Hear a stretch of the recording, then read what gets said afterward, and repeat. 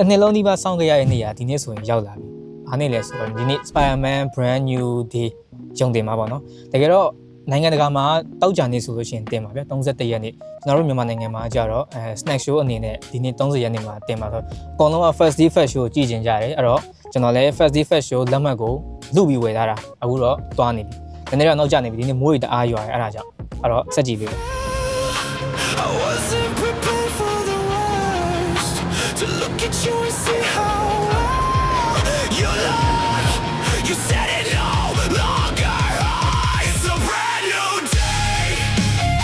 I'm swinging through the rain. It's a brand new. အခုကျွန်တော်တို့လက်မှတ်တော့ထုတ်မယ်ပေါ့နော်ကျွန်တော်ပိုစတာရမရတော့မသိဘူးနောက်ကျနေပြီအခုဆိုရင်တနာရီထိုးတော့မယ်ပေါ့နော်အဲ့တော့လက်မှတ်ထုတ်ပြောလို့ရှိရင်မဟုတ်ဝယ်ပြီးရင်ရုံထဲတန်းဝင်လို့ရပြီ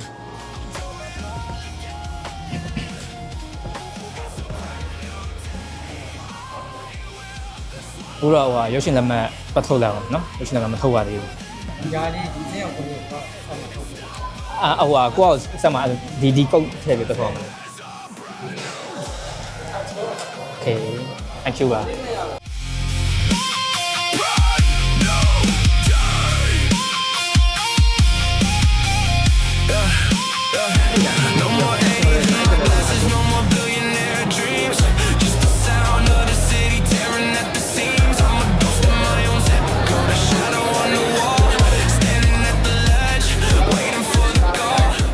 အခုအကောင်လုံးရုံထဲကိုလည်းဝင်နေကြပြီအဲ့တော့ကျွန်တော်လည်းရုံထဲကိုဝင်တော့မယ်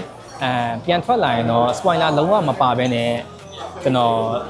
စိတ်ခံစားချက်ပေါ့နော်ရုံထဲမှာဘာဖြစ်ပျက်ခဲ့လဲရုပ်ရှင်ကြည့်ရဘယ်လိုတွေဒီ brand new day ကို first day first show မှာကြည့်ရတဲ့အနေအထားကိုကျွန်တော်ပြန်ပြီးတော့တင်ဆက်မယ်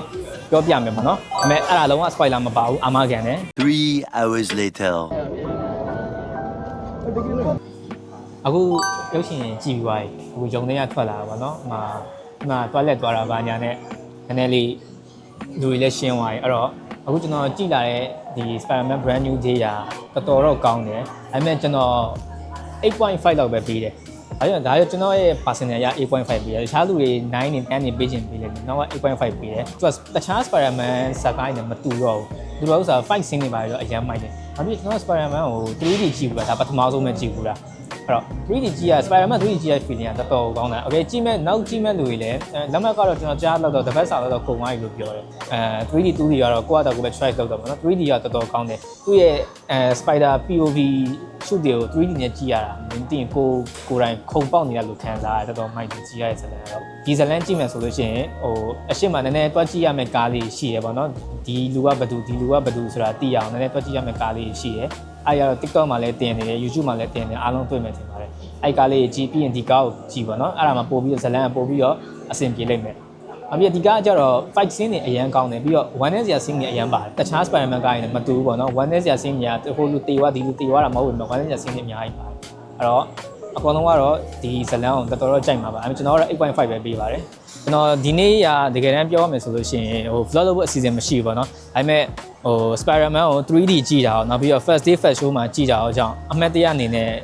တင်ချင်တဲ့အတွက်ဒါကို experience အနေနဲ့ပေါ့နော် sharing လုပ်ချင်တဲ့အတွက်ဒီ video လုပ်ရခြင်းဖြစ်ပါတယ်အဲ့တော့ဒီ video အဆုံးထိကြည့်ပြီးသွားရင်ကျွန်တော်ကို like subscribe share လုပ်ပေးဖို့မမေ့ပါနဲ့ခင်ဗျာအားလုံးကျေးဇူးတင်ပါတယ် bye bye